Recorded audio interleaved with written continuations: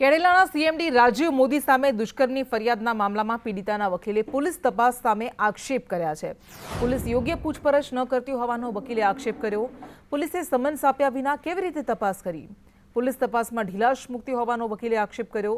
કેરળના એમડી રાજીવ મોદી સામે થયેલી ફરિયાદમાં પીડિતાના વકીલે કેટલાક ગંભીર આક્ષેપ કર્યા છે। તો પોલીસે પીડિતાને એક પણ સમન્સ આપ્યા વિના કેવી રીતે તપાસ કરે છે, ઢીલાશ કરવામાં આવી રહી છે તેવા ઘણા બધા આરોપ લગાવ્યા। જૂનાગઢમાં માતા અને પુત્રએ આપઘાતનો પ્રયાસ કર્યો। માળિયાહાટીના અવાણિયા ગામની આ ઘટના છે। આર્થિક સંકડામણને કારણે આપઘાતનો પ્રયાસ કર્યો। માતા પુત્રનો ઝેરી દવા ગટગટાવીને આપઘાતનો પ્રયાસ। આ સમગ્ર મામલે પોલીસે તપાસ। રાજકોટમાં લૂંટ સાથે હત્યાનો ભેદ ઉકેલાયો। કૌટુંબિક ભત્રીજાએ જ કાકીની હત્યા કરી। જામનગર રોડ પર શિવસાગર પાર્કમાં હત્યા થઈ હતી। પ્રેમિકાને રૂપિયા આપવા માટે ભત્રીજાએ લૂંટ ચલાવીને કાકીને મોતને ઘાટ ઉતાર્યા। આરોપી ભત્રીજાને પ્રેમિકા સાથે વડોદરાથી પકડ્યો। ભત્રીજો લાપતા થતા પોલીસને શંકા ઉપજી હતી। પ્રેમ જેઠવા હત્યા કરીને વડોદરા ભાગી ગયો હતો। એક કુટુંબી ભતીજા જેના નામ પ્રેમ ભરતભાઈ જેઠવા, ઉંમર 20 વર્ષ અને અહીંયા પીજીમાં રહીને મજૂરી કામ કરતા હતા। તેઓ એને ઘર આવેલા, એની બધી માહિતી મળી। એ માહિતી આધારે અમે બાકી તપાસ આગળ વધારી હતી અને તપાસ દરમિયાન જે બધું પુરાવા મળ્યું, તેઓને ઘરમાંથી જે વસ્તુ ચોરાઈ હતી એ પણ એની રિકવરી થઈ અને ત્યારબાદ એની ખૂબ સઘન પૂછપરછ ક્રાઇમ બ્રાન્ચ દ્વારા કરવામાં આવી। અંતે તેઓએ ગુનો કબૂલ કર્યા હતા। વિદેશ ફરવા ગયેલ ગુજરાતીઓ ગુમ થતા હાઈકોર્ટમાં અરજી કરવામાં આવી છે। કેન્દ્ર સરકારે ગુજરાત હાઈકોર્ટમાં જવાબ રજૂ કર્યો છે। ગુમ થયેલા 9 લોકોની તપાસ ચાલુ છે। એજન્સીઓનો સંપર્ક કરી તપાસ ચાલુ હોવાની કોર્ટમાં રજૂઆત કરાઈ। એન્ટુ ગોવાથી 9 લોકો ગુમ થવા મુદ્દે હાઈકોર્ટમાં અરજી કરવામાં આવી, ત્યારે માનવ તસ્કરી ગેંગમાં ફસાયા હોવાની અરજદારે રજૂઆત કરી છે। કાયદેસરના વિઝા પર ગયા હોવાની અરજદારે રજૂઆત કરી। વિદેશમાં ફરવા જતા લોકો ચેતી જજો। વિદેશ ફરવા માટે ગયેલા આ 9 ગુજરાતીઓ ગુમ થઈ ગયા છે।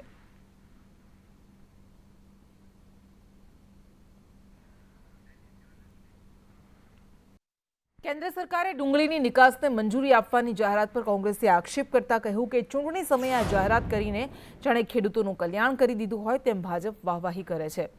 ભાજપે કહ્યું કે આ નિર્ણયથી લાખો ખેડૂતોને ફાયદો થશે।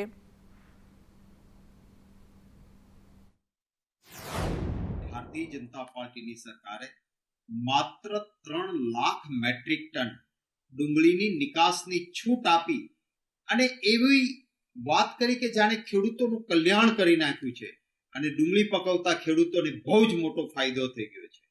હકીકત એ છે કે આપણા દેશમાં 230 લાખ ટન ડુંગળી પેદા થાય છે અને આટલી મોટી સંખ્યામાં ડુંગળી પેદા થાય છે, એમાંથી માત્ર 3 મેટ્રિક ટનની નિકાસની છૂટ આપવાથી ક્યાં ખેડૂતનું કલ્યાણ થઈ જવાનું? જે પ્રકારે ભૂતકાળને ધ્યાનમાં રાખીને આંકડા જોઈએ તો હજી પણ 1,60,00,000 થેલા આ 3 મહિનાની અંદર ડુંગળીની ખેડૂતો દ્વારા આવક થવાની છે અને 100 રૂપિયાનો ફાયદો આજે જ આપણને જે પ્રકારે દેખાય છે, સફેદ ડુંગળીમાં 50નો ફાયદો, એવી રીતે એવરેજ કરીએ તો પણ સૌરાષ્ટ્રના ડુંગળી પકવતા ખેડૂતોને કેન્દ્ર સરકારના આ નિર્ણયથી લગભગ 300 કરોડ રૂપિયા જેટલી વધારાની રકમ એ ખેડૂતોના પોતાના ખાતામાં જશે। કેન્દ્ર સરકારે ડુંગળીની નિકાસને મંજૂરી આપી છે અને સરકારના આ નિર્ણયને મિશ્ર પ્રતિસાદ મળી રહ્યો છે। વેપારીઓ કહી રહ્યા છે કે ખેડૂતોને ડુંગળીના ભાવ મળશે અને ફાયદો થશે, તો ખેડૂત કહી રહ્યા છે કે મોટે પણ નિકાસબંધી સરકારે હટાવી તે સારું છે। તો ખેડૂત આગેવાન કહી રહ્યા છે કે સરકારે ચૂંટણીલક્ષી જાહેરાત કરી છે। 95% ખેડૂતોએ સસ્તામાં ડુંગળી વહેંચી દીધી છે। જે નિકાસબંધી હટાવવાની સરકારે જે નિર્ણય આજે કર્યો છે એ એનો રાજકીય રોટલા શેકવાને ચૂંટણીમાં ખેડૂતોની તરફેણમાં લેવા માટેની છે। અત્યારે ભારત અને ગુજરાત અને મહુવા તળાજા તાલુકાના કે ભાવનગર જિલ્લાના ખેડૂતો પાસે ફક્ત 5% ડુંગળી છે। બાકીની ડુંગળી છે એ અઠવાડિયાની અંદર મોટા વેપારીઓ અને અહીંયા લુસણગાંવવાળાએ 1,08,000 ટનથી વધારે ડુંગળીનો સંગ્રહ કર્યો, એટલે 1 લાખ ટનથી વધારે ડુંગળી તો એની જવાની છે અને 2 લાખ ટન મેટ્રિક ટન છે એ જ ખેડૂતોની જવાની છે। એટલે આ લોલીપોપ છે. સરકારે તાત્કાલિક આ ભાવને વધારવા માટે નિકાસની છૂટ આપે અને તો જ ખેડૂતોને એના માલના પોષણક્ષમ ભાવ મળી રહે. આ વિષયને ધ્યાનમાં રાખીને અહીંના ધારાસભ્યો, સંગઠનના હોદ્દેદારશ્રીઓ અને સાંસદશ્રીઓને આ વિષય ધ્યાન ઉપર મૂકવામાં આવેલો હતો અને એ નિર્ણયને લઈને કેન્દ્ર સરકાર દ્વારા ખેડૂત હિતની અંદર ખૂબ સારો એવો નિર્ણય નિકાસની છૂટ આપવાનો લેવાનો છે. આ નિર્ણયને હું ખેડૂત હિતનો નિર્ણય ગણું છું અને ખેડૂતો વતી કોંગ્રેસ ધારાસભ્ય અર્જુન મોઢવાડિયાએ ગૃહમાં ટકોર કરી કે ખેડૂતોની આવક વધવી જોઈએ એટલી નથી વધતી, જેથી ખેડૂતો આત્મહત્યા કરે છે. પાકિસ્તાન કરતાં કોટનનું ઉત્પાદન ભારતમાં 30% ઓછું. કોટન સહિત મગફળીમાં પણ સ્થિતિ સારી નથી. નકલી બિયારણને કારણે ખેડૂતો પાયમાલ થઈ રહ્યા છે. આંતરરાષ્ટ્રીય કક્ષાનું બિયારણ ખેડૂતોને મળે તેવી માંગ છે. જે MSPના કાનૂન સહિતના તમામ પગલાઓ અમે લેશું એવું 2014ના ચૂંટણી ઢંઢેરાની અંદર અમે માગણી કરી હતી. ભારતીય જનતા પાર્ટીએ પણ આ જ સ્વામિનાથન કમિટીની ભલામણો લાગુ કરવાની વાત કરી હતી, પરંતુ આજે 10 વર્ષ થયા એ કાનૂનો જે ભલામણો હતો એને કાનૂનના સ્વરૂપમાં લઈ આવવું જોઈએ, એ લઈ આવવામાં આવેલા નથી. એટલું જ નહીં, એમણે પોતે જે પ્રોમિસ કર્યું હતું કે 2022માં અમે કિસાનોની આવક બમણી કરીશું, એને બદલે એની આવક અડધી થઈ ગઈ છે. એને કારણે આજે દેશના કિસાનો આપઘાત કરી રહ્યા છે અને આજે કિસાન આંદોલન બીજા તબક્કાનું શરૂ થયું છે. ગુજરાત કોંગ્રેસ પ્રવક્તા મનીષ દોશીએ આક્ષેપ કર્યા કે નલ સે જલ યોજનામાં મોટા પાયે ભ્રષ્ટાચાર થઈ રહ્યો છે. કામગીરી થયા વિના જ કરોડો રૂપિયા ચૂકવાયા, કનેક્શન વગરના પાઇપો ફિટ કર્યા, ક્યાંય પાણીના ટાંકા બનાવ્યા, નળનું જોડાણ નથી આપ્યું. વાંસદામાં કામગીરી થયા વગર જ 49 કરોડ રૂપિયા ચૂકવી દેવાયા છે. વાસ્મો અને પાણી પુરવઠાના નામ કૌભાંડ માટે સીટની માંગ કરી. નલ સે જલ યોજનાના નામે ગુજરાતની જનતા સાથે છલ થઈ રહ્યું છે તેવું નલ સે જલની તો વાતો તો બહુ થઈ, જાહેરાતો પણ બહુ થઈ, પણ 33 જિલ્લામાંથી 18થી વધુ જિલ્લાઓમાં સીધો ભ્રષ્ટાચારની સત્તાવાર ફરિયાદો મળી, જેમાં મોટા પાયે ભ્રષ્ટાચાર થયો. એટલે કે ભ્રષ્ટાચારમાં નલ સે જલ યોજના અન્વયે દરેકને ઘર સુધી પાણી મળશે. 2022 સુધીનો ટાર્ગેટ હતો કે ત્યાં સુધીમાં 100% કામગીરી કાગળ ઉપર દેખાડી દેવામાં આવી. એસટી, એસસી, ઓબીસીના કલ્યાણ માટે ફાળવેલી રકમ વણ વપરાયેલી રહી છે. વર્ષ 2021-22માં 3097 લાખ વણ વપરાયેલા રહ્યા. વર્ષ 2022-23માં 2262 લાખ વણ વપરાયેલા રહ્યા. 2021-22માં 2,47,001, જ્યારે 2022-23માં 3,08,542 લાખ ફાળવ્યા. ધારાસભ્ય કાંતિ ખરાડીના સવાલ પર સરકારે જવાબ આપ્યો.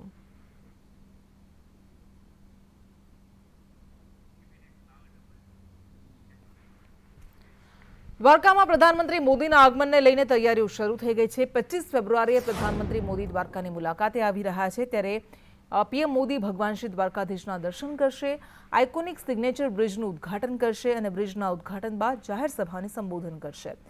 જાહેર જનતા માટે વિશાળ ડોમ પણ તૈયાર કરવામાં આવ્યો છે.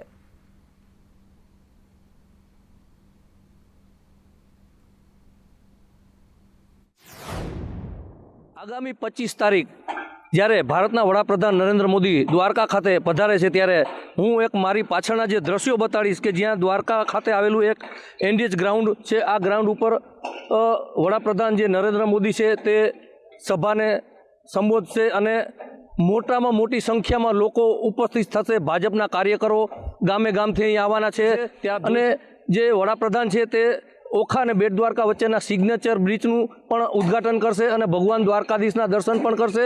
અને ખાસ આપ જોઈ શકો છો હાલમાં ક્યાં વિશાળ સંખ્યામાં જ્યાં ડૂમ બનાવવામાં આવ્યો છે કે લાખોની સંખ્યામાં લોકો જે વડાપ્રધાન છે તેમની સભા છે તેમને સાંભળવા માટે અહીં ઉપસ્થિત રહેશે અને લોકો હાલમાં આતુરતાપૂર્વક રાહ જોઈ રહ્યા છે કે ક્યારે જે વડાપ્રધાન ભારતના છે તે દ્વારકા ખાતે પધારશે અને મોટામાં મોટી જે જાહેરાતો કરશે તે સાંભળવા અહીંના લોકો અને ભાજપના કાર્યકર્તાઓ આતુરતાપૂર્વક રાહ જોઈ રહ્યા છે. સંદેશ ન્યૂઝ, અનિલાલ, દ્વારકા. વડોદરા હરણી તળાવ બોટ દુર્ઘટનામાં બોટના સંચાલક વત્સલ શાહ 5 દિવસના રિમાન્ડ પર છે. પોલીસે આરોપીને સાથે રાખીને તળાવનું નિરીક્ષણ કર્યું છે. મોબાઈલ પાણીમાં પડી જવાનું વત્સલ શાહ રટણ કરી રહ્યો છે, તો ફાયર બ્રિગેડે તળાવમાં મોબાઈલ શોધવાનો પ્રયાસ કર્યો. વત્સલ શાહના મોબાઈલમાં ડેટા મેળવવા જરૂરી છે.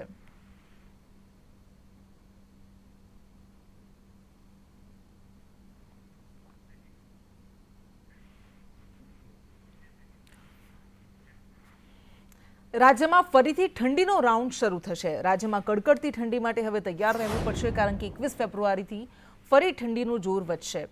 રાજ્યમાં પવનની ગતિમાં વધારો થતાં ઠંડીનું જોર વધશે. કેટલાક વિસ્તારોમાં વાદળછાયું વાતાવરણ રહેશે. 2 થી 3 ડિગ્રી લઘુત્તમ તાપમાનનો પારો ગગડશે. 21 થી 25 ફેબ્રુઆરી દરમિયાન ઠંડીનો વર્તારો રહેશે. ઉત્તર ગુજરાત, કચ્છ અને સૌરાષ્ટ્રના વિસ્તારમાં ઠંડીની વધારે અસર રહેશે. तापमान में जो है थोड़ी गिरावट रहेगी, जिसका मुख्य कारण है कि जो हवाएं जो है तीसरे चौथे दिन जो है वो मोस्टली जो है उत्तर दिशा से प्रिवेल करेंगी, जिसकी वजह से तापमान में थोड़ी गिरावट देखने को मिलेगी. उसके बाद फिर से तापमान नॉर्मल में जाएगा.